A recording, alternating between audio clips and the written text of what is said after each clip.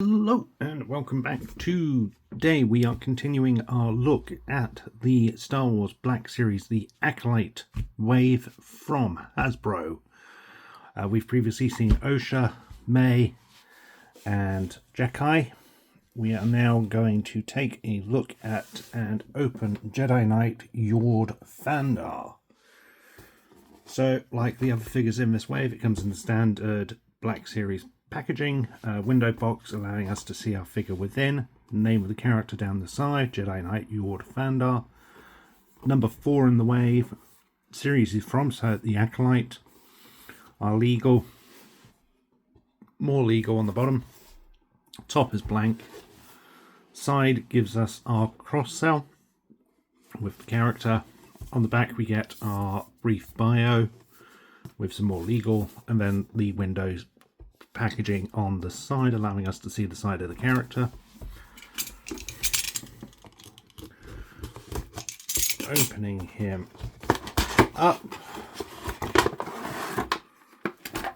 I don't know how well it shows up on camera, but we do get a different background for this character again. This one being more machine based, but it looks like it's the inside of a ship or something.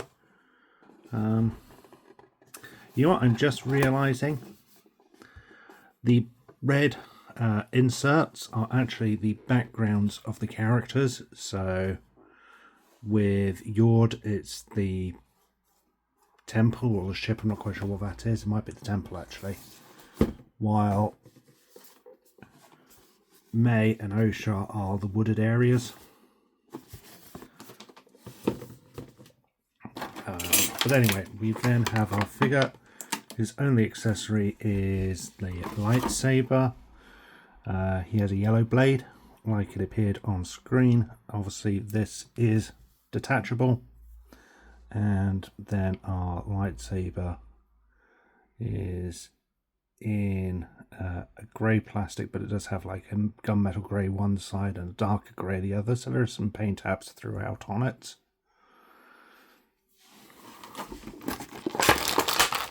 Then we have our figure.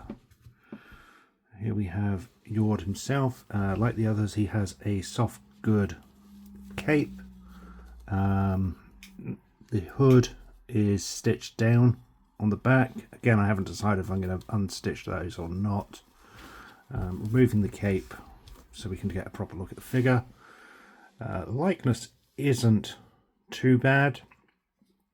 It's kind of on par with the rest of the figures in this wave, where it's good enough. It's just not as good as what a lot of the likenesses have been. He has a ball joint on the neck and the head, so just lining up the neck so you can see the Adam's apple lines up correctly. Yeah, that's a nice touch in itself. But there is our head. As I said, the likeness is reasonable. It could be a lot worse. Could be a little better. Have the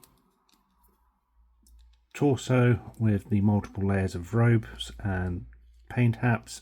He's got guards on his wrists, which have got a nice silver coat on them, and then a darker coat underneath. Wrists are on a swivel joint with some silver paint apps there. We got the belt, which is I'm not sure if it's a separate piece or if it's glued into place, but it's certainly much like the others, which hides the articulation for the figure. That's something I really like about this wave, is the articulation is hidden where entirely possible with sculpting, which is a really nice touch. Legs and then boots.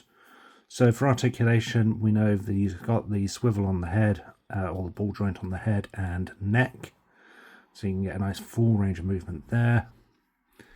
He has butterfly joints, but they are limited in movement by the thickness and cut of the robes. Single joint at the elbow. Movement at the wrist. Swivel on a ball joint at the waist.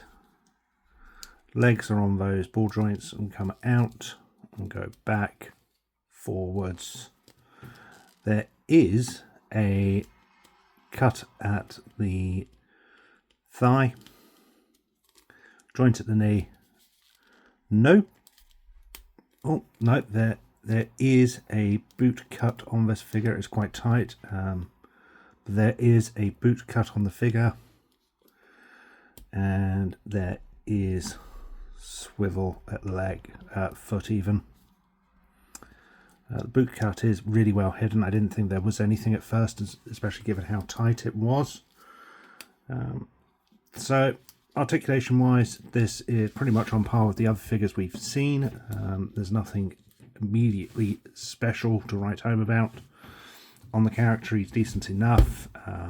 It's not a bad figure by any means, but it's sort of the same level of quality as the others, which isn't a bad thing. As I've said in the other videos, I'm always on the fence about the cloth goods on these sort of figures, but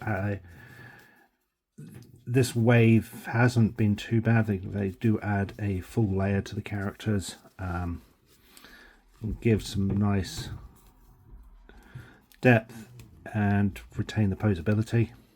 So let's see if we can get him into a reasonable pose.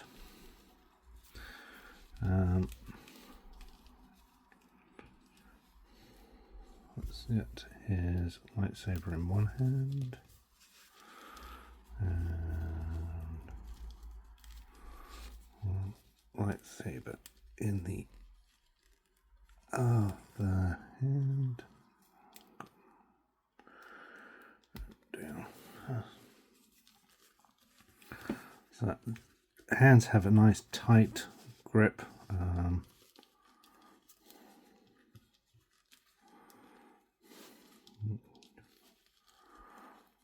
There we go. Can we give him a pose similar to his profile shot?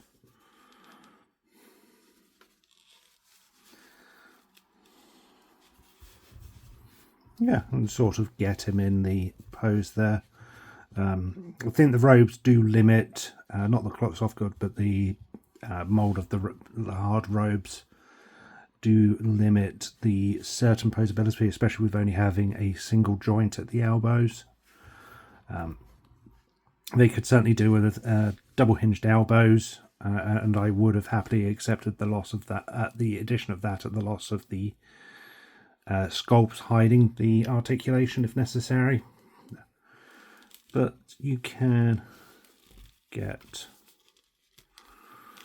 still get a range of motion, movement and posability out of him.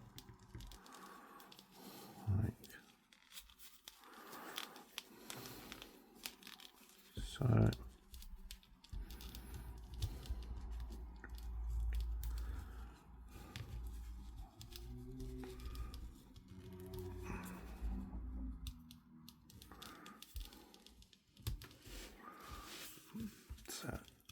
Certainly get him posed in various Jedi stances, which is well enough. So overall, nothing amazing. He's a nice addition to have. Reasonable representation of the character, but an articulation is pretty much on par with all of the others. These have all been really good figures, just nothing truly amazing and stand out compared to some of the others, but that's to be expected. Not all waves are going to be, you know, wow, this figure does amazing things, but I'm glad to have him. Hope you enjoyed this video. Thank you for watching. Stay safe. Until next time, may the Force be with you.